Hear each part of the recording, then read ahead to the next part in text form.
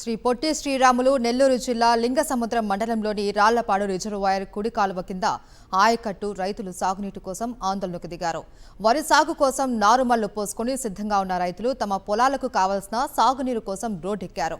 రాళ్లపాడు రిజర్వాయర్లో నీరు తొణికిసలాడుతున్నాయని, అయినా విడుదల చేయడంలో అధికారులు అలసత్వం ప్రదర్శిస్తూ ఉన్నారని అడిగితే రిజర్వాయర్ గేటుకు మరమ్మతులు చేస్తున్నాము అంటూ రోజుల తరబడి జాప్యం చేస్తున్నారని మండిపడ్డారు.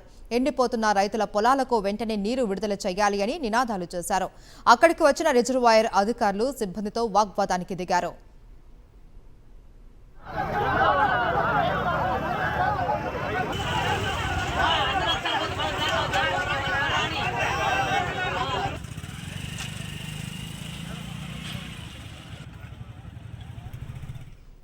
ఎండిపోతున్న పంట పొలాలకు నీటి విడుదల విషయమై కింది స్థాయి అధికారులు, నాయకుల నుంచి మంత్రి నారా లోకేష్ వరకు ఫోన్లు చేసినా సరైన స్పందన లేదు అని మండిపడ్డారు రైతులు.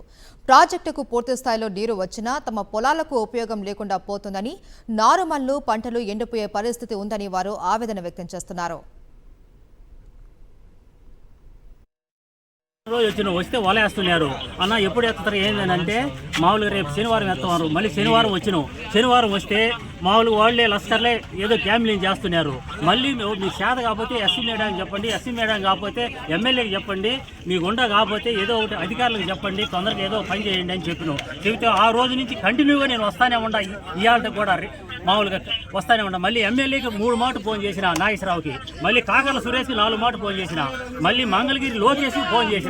లోకేష్ కూడా ఆడ ఎత్తి మంగళగిరి రమ్మన్నారు అక్కడికి. మళ్ళీ నిన్న ఇవాళ ఉదయం నిమ్మల రామారావు కూడా ఫోన్ చేసిన, ఆయన లిఫ్ట్ చేయాల. మామూలుగా ఎక్కడెక్కడ అధికారులు మొత్తానికి ఫోన్ చేసిన.